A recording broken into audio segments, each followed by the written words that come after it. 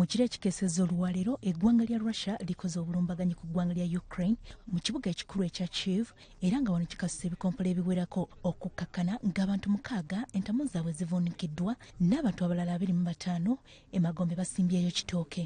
Akulira ekitundu kya Dipro Petrovis ng'ayita ku mukutu gwe ogwa Telegram agamba nti bano baakubye ebikompola 3 mu kibuga ekikulu.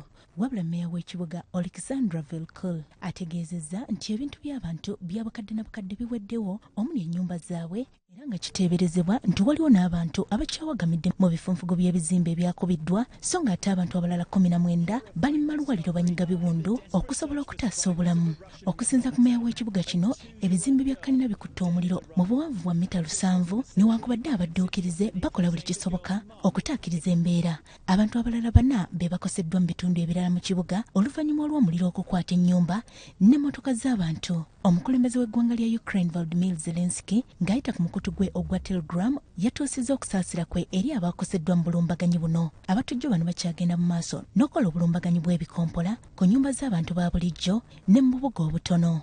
Abadduukirize nabo bagenda mu maaso n'okutaasa abantu abakoseddwa mu mbeera eno. Bino bijjidde mu kiseera ng'olutalo wakati w'eggwanga lya Russia ne Ukraine luyingidde kati lugenda mu mwaka gumu n'ekitundu era ng'enjuyi zombi zikyawera okufufuggaza zinnaazo.